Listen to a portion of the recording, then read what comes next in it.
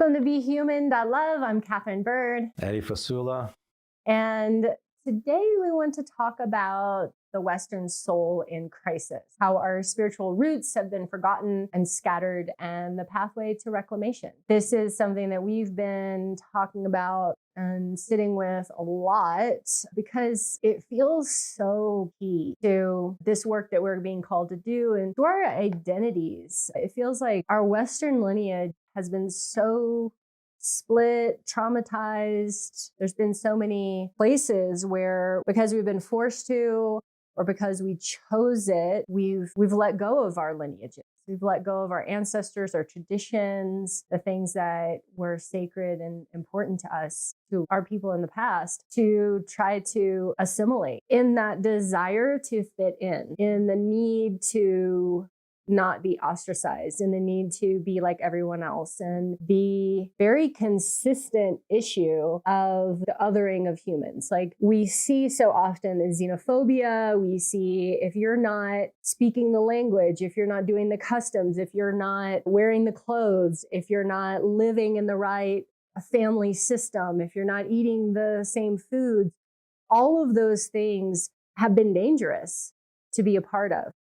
Made you more at risk of structural abuses, of not being able to get a job, of not being able to get an education, of not being able to marry whoever you want. All of these things have forced our ancestors to discard their identity. So we're going to talk about where we understand that started. Yeah, so really want to talk about some of this earliest civilization, the displacements, and how that this is not a new phenomenon. That a lot of us, when we relate to what I'm talking about as far as assimilation, we will usually think back to maybe our great-grandparents. That's kind of, a lot of us have great-grandparents that were immigrants because there was a lot of upheaval and fascism in Europe that was happening in the early 1900s. There was a lot of economic issues that were leading people to leave and flee. I think we both have great-grandparents from Italy, right? So strangely enough, Eddy and I found out that our great-grandparents come from,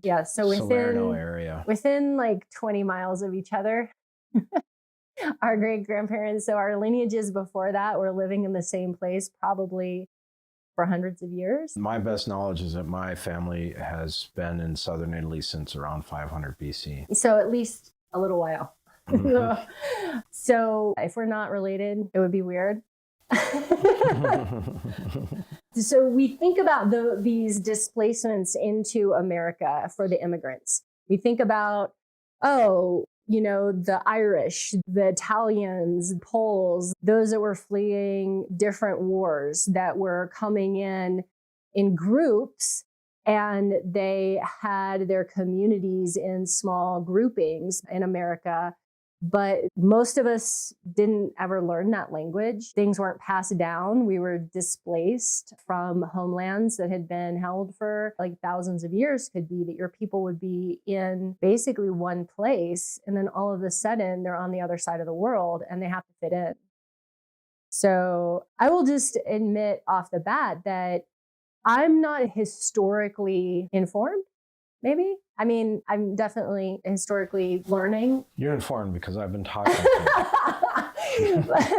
but we can say that the historical context has been Eddy's special interest. So I would love for you to give us some context and understanding of some of the earlier civilization displacements, some of these important moments where we can start tracking and understanding what we know about displacements of the Western people, because I think it's important for us to understand how much this was actually happening. And how impactful that it's been when we start to think about like our soul. Like my soul is a lot of my inherited information. And my inherited information is again and again and again being pushed out of places. Yeah, I have gone deep into the very beginnings of it. A core thing is when metallurgy started and it turned into an extractive process.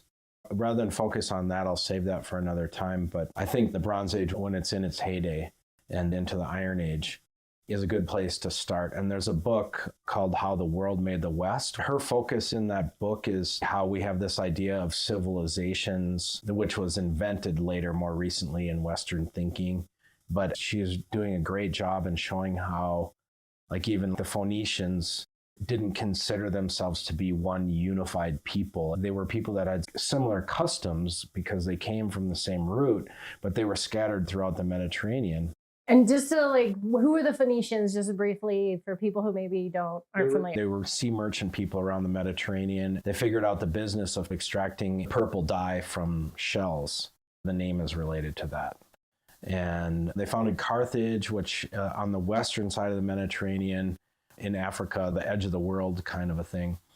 The point of the book is showing how it's crazy to think that the West was this encapsulated linear growth because it was so diverse. It's created through all this trade. Different kingdoms had their place in the trade. The first thing that really catches my eye is the way that the mythology, spirituality, relationship with spirit was reinvented for every little region. So the king, the family, got this whole story that was propaganda about how the king was divinely chosen, and this whole thing was to get the indigenous way of everyone having their intuitive, their internal connection with spirit, with the land, to get that to be organized into serving the empire.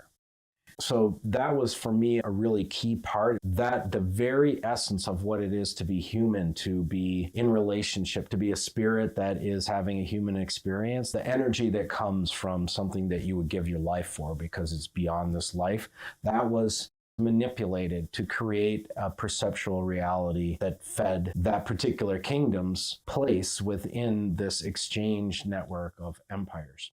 Well, I think this is important because I think that we sort of look at story and mythology. We're going to talk about the Bible at some point, and these stories that were shifted for specific purposes for different kingdoms or empires. I think this is important for us to understand because then we can start to look for ourselves right now. What are the stories that we've been told? What are the mythologies that we're still regurgitating? And how are the mythologies, the stories, the fairy tales that we've held on to, the ones that we've continued to tell, our Disney princesses of the patriarchy, our stories of the gallant knight who is destroying the creature, the wild thing that lives in the forest, the unknown, and how that even today, the stories that we've grown up on, the things that we're seeing in our books and in our movies and so on, it's still these modifications of storytelling that influence us, that influence the way that we think that being human is. We think that to be human, it means this. And to consider, if you've ever seen a little child, 2 years old, 4 years old, who has found a story and they've found a mythos and they've got the movie and they watch that movie on repeat. And sometimes you watch that movie 500 times, it seems like, with this kid who's got the outfit and who's got the gear and the doll and the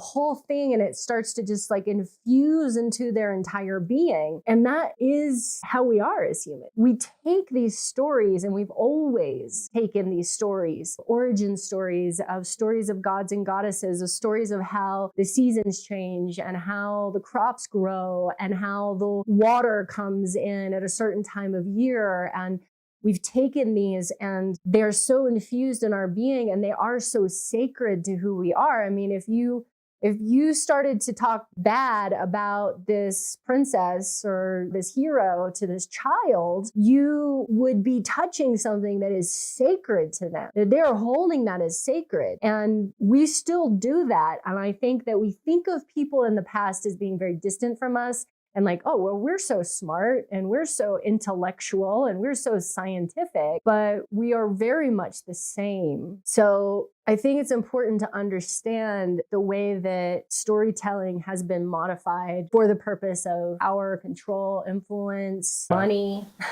Yeah. And before that, it's about land connection. It's about the wisdom that's been passed on for eons. We don't know how long. What is the wisdom that you can pass on to the children that they will flourish? What's our relationship with the animals, with all of our relations, with the trees, with the plants, and the lineages of the plants that we've cultivated, the plants that we gather for healing? Wisdom was passed down. And you can see how that trajectory changed from around the Bronze Age, when it started to be manipulated into serving the empire. Then it's no longer a concern for the good of the people and the future generations. It's like, what serves the king right now? So he has power, so he can build his army and get everyone out there to give their lives to protect the people within this whole battle between different kingdoms over power to exchange luxury goods and extractive technologies in shipping, in metallurgy, in agriculture, in warfare, that serves this kind of race, the battle between the people. So it's this disconnection from relationship with spirit into something that serves empire, and the alignment of everyone's lives into that, and then people being displaced, because there was a recognition early on that if you move people out of their homeland, you disconnect them from their ancestral roots in a physical way, then they become, you make them slaves or displace them, then they become a non-threat. You can take their resources, you can expand your empire. So yeah, I mean, that feels important as well, because I think that we think about displacement as a side thing that just happens because it's part of war and tribal takeovers and stuff, instead of something that people are aware of the impact. People are aware of that intentional impact of the displacement. I think for me on this journey, something that has been really impactful has been in that reckoning, that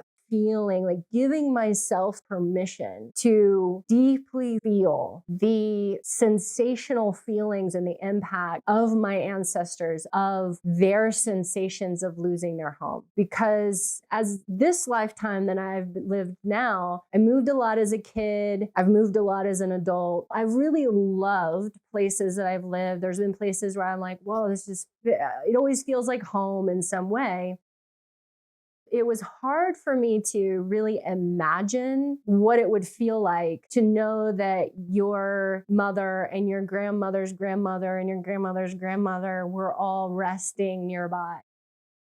And to know that they had been drinking the same water and they had been tending the same fields and they had been saying the same prayers, and that there was this through line, and to go deeply into the healing of feeling that and letting myself feel those deep emotions and the grief, and letting myself grieve and cry for these peoples that were pushed from their homes in this way. And that has been really impactful for me, to give myself permission to feel that, because especially when we're dealing with our ancestors as Western people, where we don't want to feel the reality. And so we repress it and we don't look at it and we tear away from it and we try to like compartmentalize it and be like, whoa, weren't they so brave? And yet I think that not giving ourselves permission to feel that, I think it's a disservice to our souls being able to reconcile and heal this stuff.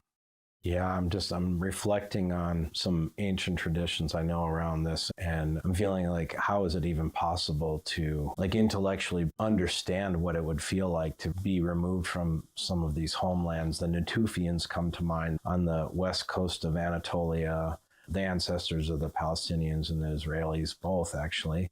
They lived in adobe housing, very similar to here in New Mexico, and they would, it may sound a little gruesome now, but they would bury their ancestors in their home. It was veneration of the ancestors. They had this practice where they had the mortar and the pestle grinding action eventually would wear out the bottom of that cup out till it became a tube.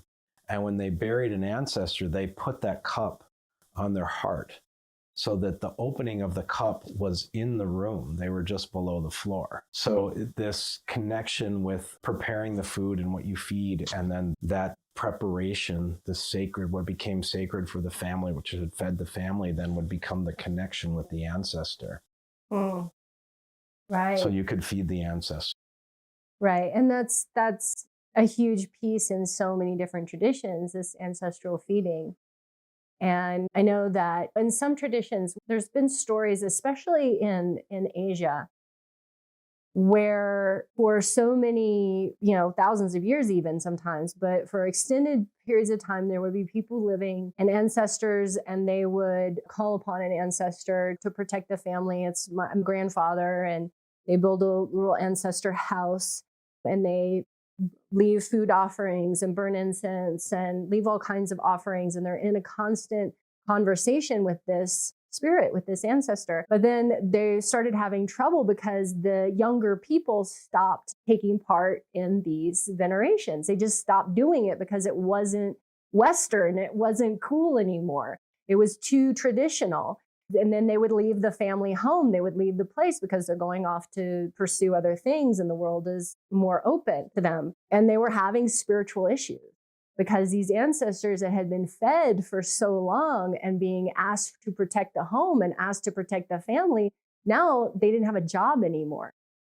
And this ancestor, this spirit, that's disconcerted because it now has been fed and wants to contribute, and yet it can't. So they were having trouble with people like moving into these houses, and they were having these spiritual experiences that weren't very good.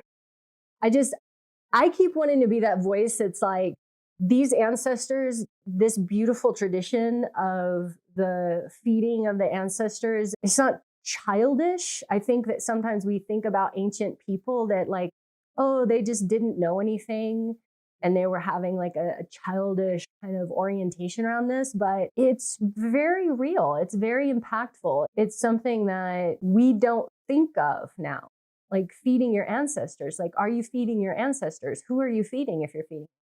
How are you doing it? And this is, something that we've been working on in our own personal practices of working with our ancestors. But in general, we're not considering it. Like, where do our ancestors even live at this point?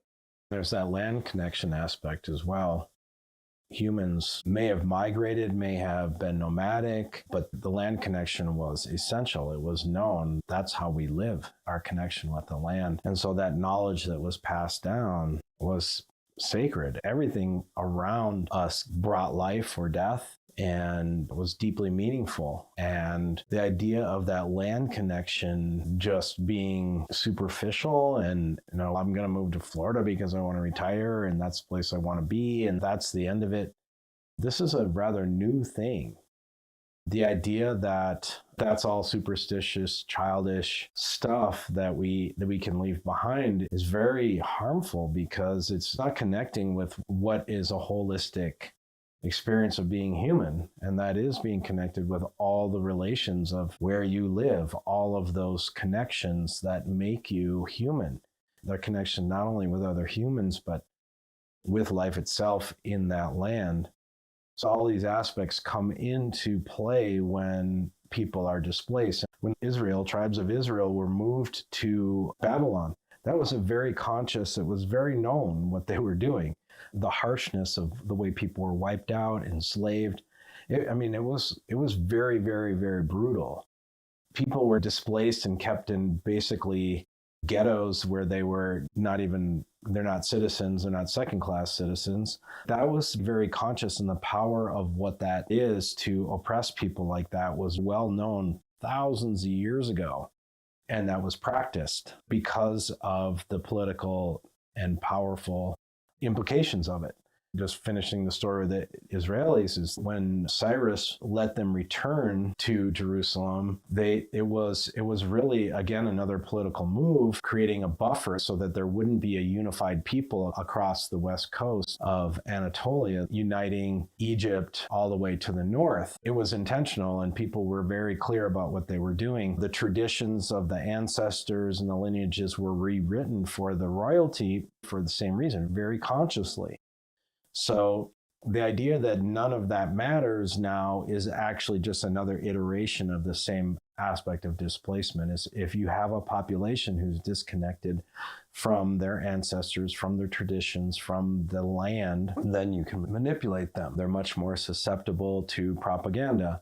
It's been thousands of years of replacing indigenous wisdom that's passed on for thousands of years with propaganda that serves whatever is expedient for those in power or those with authority and privilege. Basically created a tradition that all of us have gone through that are from the Western lineage of generations of being propagandized from birth. So rather than being nurtured into life, then we've had this tradition of being indoctrinated into a system at birth. Which is interesting because we as Western people, we consider ourselves the most free, right? We're like, oh, we're the free thinkers. We have the most independence. It's interesting to consider how much freedom do we actually have? The freedom of thought, the freedom of expression, the freedom of knowing ourselves fully. And I think that a lot of times people come to spiritual development or healing work because it feels so confined by, I've done all the things. I went to school for 12 years. I went to college. I got a degree. I got a job. I got a partner. I got kids. Like I did all the things. And why is my soul feel so dissatisfied, feel so restless, feel so incomplete? And then we come to the spiritual path, like looking for this fulfillment of ourselves. And yet we're still trapped. You know, a lot of people will say we're in the matrix or whatever, right? But it's like, this isn't a brand new system. What we're coming back to today is a lot about how this didn't just happen. This hasn't just been since a recent phenomenon of even of the United States, even of the conquest of the Americas. All of this was imported. We did it because we experienced it. Yeah, and I think that's also the good news about this is that recognizing that this is thousands-year-old pattern, and just to know that looking within the small confined context of what is modern thought, what we've inherited, what we've carried, to recognize that I don't really find a way out through this container of what is allowable thought. It's more subtle than that, but we are born into this system where we have thought that's implicitly admissible and thoughts that are just kind of way out there. And the idea that we're not going to find reality and wholeness as being a human unless we go back to our ancestors from 3,000 years ago or more, that's not normally presented, right? Right. Like there's not a lot of people out there telling you that we should be trying to connect to our ancestors from 3,000 years ago. You're right. Okay. So that's us. We're the weird ones. And we're going to talk a lot more about ancestors, about ancestral healing and veneration. And it's going to be a good part of our program, Restoration of the Western Soul, because we do see it as such an important piece for us.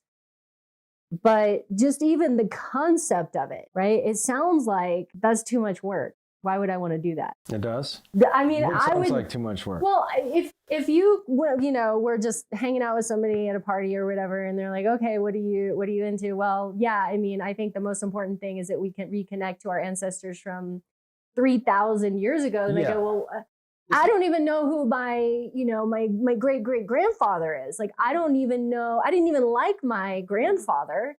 So why would I want to connect to way off in the past distance? Why does this matter? Why should I give about what happened to us 3,000 years ago? Yeah, it's not actually a lot of work. I mean, we have history to look back and see at least what the spiritual lineage is, social political background is. We can read about their ceremonies, we can read about their laws, the way that they govern, the way they organize.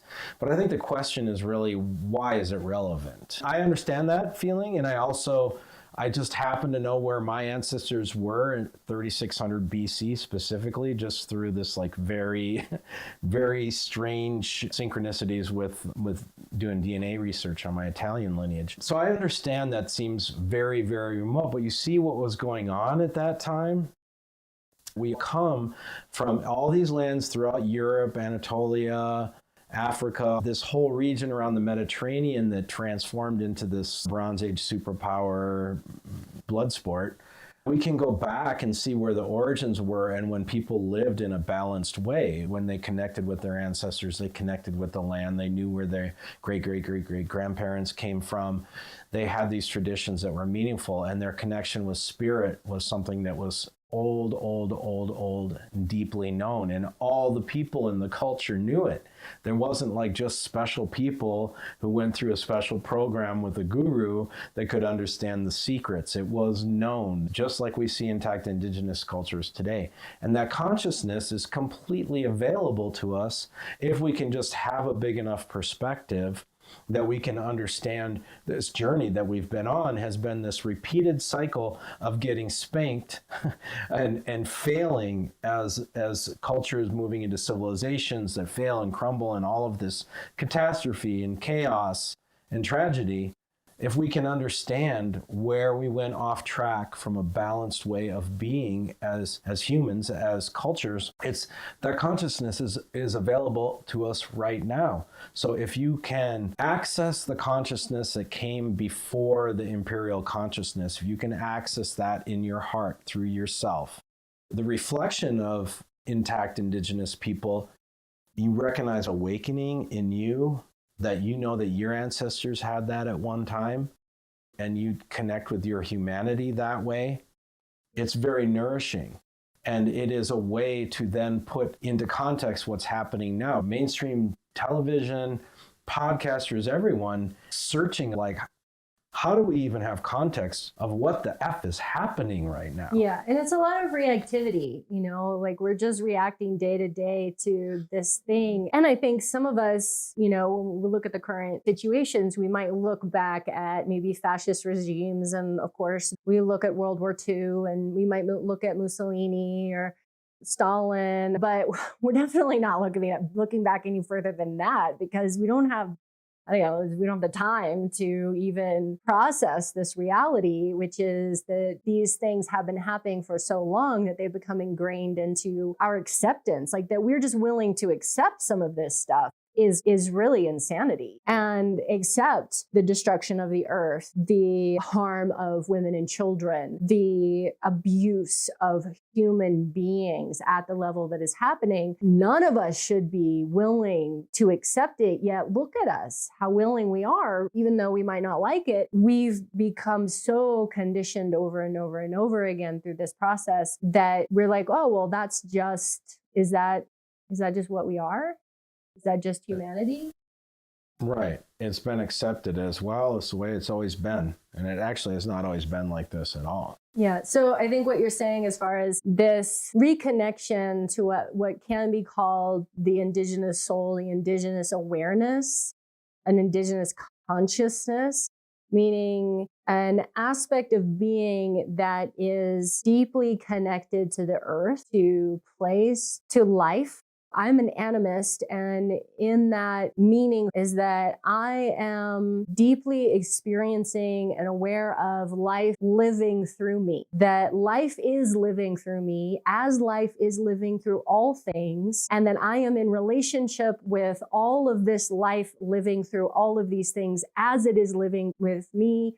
And in that, I'm having a sacred experience consistently. And I think that is some of what, when I reflect on what it means to me, it's not this compartmentalized of like, well, this life is worth this and this life is worth that, but that all life is sacred because all life is all life, and all life is life.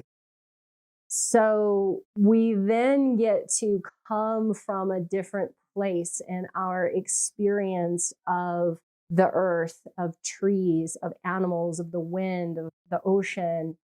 The challenge with that, the challenge that I've felt, the challenge that I've seen other people feel, is that sometimes it can feel almost overwhelming. The same way I was talking about earlier, this experience of giving myself permission to really feel my ancestors, that displacement wound, to feel the earth, to feel animals, to feel plants, to feel trees, to feel water, to feel mountains. It is sensationally, can be intense because we're not used to it. We're not used to feeling so much. And we're not used to feeling so connected. We're not used to feeling so empathic towards others. And I think that awakening process can feel a little challenging for people because we're just not used to that sensational experience. It can be distracting when you're trying to be a cog in a machine. Yeah. Pay your mortgage. Right. And you're like, oh, I'm over here feeling all of this. Like, I don't want to be feeling all of this. And because the feeling is, yes, there's like joy and ecstasy and pleasure inside of the feeling, but there's also pain and grief, anger, and all of these things that we have challenges with. So I think that in that process, there is a need for us to be in this healing of ourselves, healing of our nervous system that has been traumatized for in so many generations, healing of ourselves so that we can be in an embodied experience and be present with these feelings, be present with the feelings of reckoning where we are, how we got here, and then moving towards a different level of consciousness. And, a lot of times in the spiritual communities, we talk about is a higher level consciousness, is 18th dimensional consciousness. And like the whole answer is to like transform yourself into light and love constantly. And that's the only thing you're going to experience and feel. But for me on this path, there's way more in bringing ourselves to earth, bringing ourselves back, because as Western people, especially, mostly we've already dissociated. We've already left the building. Like, we need to come back into our bodies and into the earth and into that earth connection in order to awaken what can be called this indigenous consciousness, this deeply earth connected, all beings, unity connected. That's kind of what I see as some of this reason why we should care about our past, why we should care about our ancestors, why we should care about healing these wounds that our ancestors have been carrying. You're reminding me of a teaching from an indigenous elder who teaches about us being spirit, having human experience, that we're already spiritual. We don't need to go and try to learn to be spiritual. What we're here to do is to learn to be human. And that's really where the name came from as well in our BeHuman.love, is that this is what our spirits have the opportunity to do, is learn how to ground into being human, being of the earth. And when you talk about higher frequency, it reminds me of a electronic communication system that uses very low frequency because it can get through a lot of noise. So if you're in a loud, crowded room and you say, hello over there, that lower frequency cuts through. And the higher frequencies, you can't hear it through the noise. And I thought that's a beautiful metaphor with the way that I feel that the ancient ancestors communicate to us in a very low frequency, very grounded way, that they're moving through us in ways that are unconscious in many ways, right? It's at this very, very low unconscious frequency. I want that. I want to connect with that, and we've got this like demonization of the underworld, of the ancestors, of the spirits, of the lower realms. Yeah.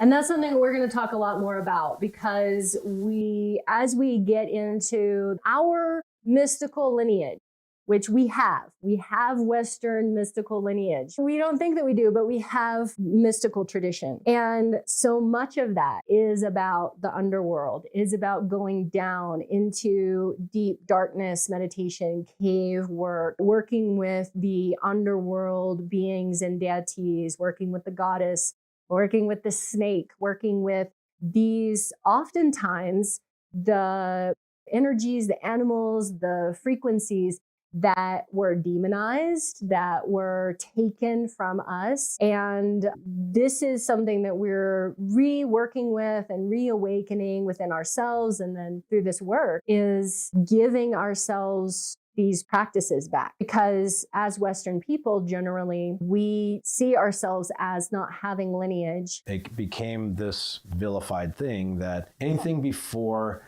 the age of human reason being paramount was superstition, was inadmissible, it was inferior. And so we have cut ourselves off from that, pushed ourselves away from that, and judged all other cultures the same way. So now it's ironic then to come crawling back to other cultures who haven't done that and say, oh, I want your spiritual lineage, I want your mysticism.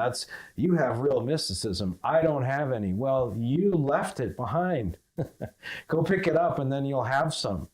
Native people that I've had the honor of being family with, this is the message that they say to outside people, is when you come here, knock on my door, I say, follow your own lineage back to what you have. This is our stuff. This is our connection with our land right here. find your own way back to your own things. Yeah, wonderful. Okay, so displacement's a big deal. I would encourage everybody to just sit with this. Just, go out and take your walk in the forest and be in some contemplative practice on your ancestors. Where do they come from? Where were those displacements? Do you know any stories of how your ancestors came maybe to America and they had to give up certain things, or you didn't get any of the stories because they didn't want to tell the stories because they weren't the right stories to tell because you now need to be an American. Also to just sit with the sensations of the consideration of all of the displacement that your lineage has been through. And a lot of times we demonize our own ancestors because we're like, well, they're colonizers and they're imperialists and they came and they did all these horrible things. And sometimes, yes, that is very much the truth that we need to be present with. But we also need to... Or we propagandize it and that, oh yeah, they were so awesome. Salt of the earth, pioneers. They're the pioneers. They're amazing. We brought civilization and we're number one. Right. So one of those two things is usually what we've done so far. But it's also helpful to sit with some of the harder parts. It's not just they were bad or they were good. They were human. And if you want to reclaim your own humanity, reclaiming the humanity of your ancestors is an important step. Mm. Yeah, and I would say also, just from my own experience, what I learned when I got into metalworking, blacksmithing for some reason, and then I learned that my ancestors were metal workers, 3600 BC. So this passion, this desire to be involved in it came from them. I'm very clear about that. And most people don't have the privilege of finding out where their ancestors were thousands of years ago, but that doesn't matter. They are still moving in you. So my suggestion, my invitation would be to do some things that most likely your ancestors were involved in, grinding some wheat or corn, or going out in nature and building a shelter, working with plants. They can be simpler things. You don't have to go and be a blacksmith. Bread. There you go. Thank you. And the ceramics, anything usually that you are doing with your hands, because you have to remember that people just, everything that they had or made, they were doing with them for themselves. They were making cheese. They were doing things that we have outsourced to Amazon. So this is a really good balance between our two homework pieces, which is like allowing yourself to feel the wounds and the grief, and then also allowing yourself to engage in something really enjoyable, beneficial, positive that you like. And you can even talk to your ancestors in that process and be having a conversation with them. And, grandmothers and grandfathers, like, teach me how to make this thing, or what you know about this plant, and guide me on this journey as I'm discovering this for myself. I'm weaving. I live in a place where very famous weavers are here, and there's all of this weaving going on. And this is something that, working with textiles and all of this is something that we've always been doing. And so there are these opportunities to learn things that are going to inspire this connection and this human awakening. Yeah, and I would encourage you to go deep if you find a special interest that is sparking you, if you feel something that just like, hey, that kind of resonates with me. Weaving is something for some reason that feels really good, then I would really encourage you to then also just start reading about it, learn about the history of, like, where do you think your people are from and what was their relationship with weaving?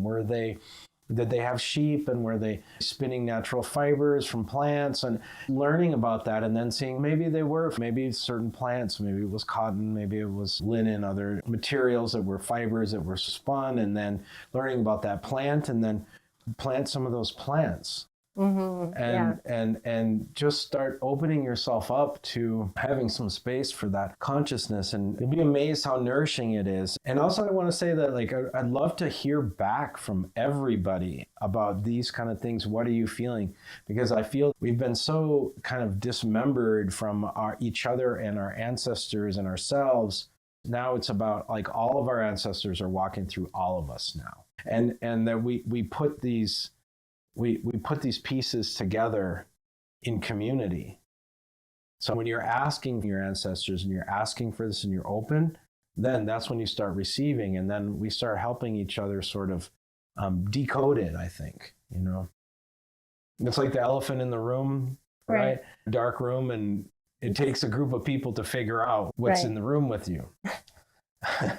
Right. It's like that. It's like 5 blind men describing the elephant. Everyone says that it's a different thing, and you don't know what it is if you're only looking at one piece. But if you all come together, then you figure it out. Okay, well, thanks so much for tuning in, and you can join our list at behuman.love, check out our Substack, and stay in touch and leave us some comments and share this with anybody that you think would benefit from this conversation. And thank you, Kat. It's been a lot of fun. Can't wait to do the next one.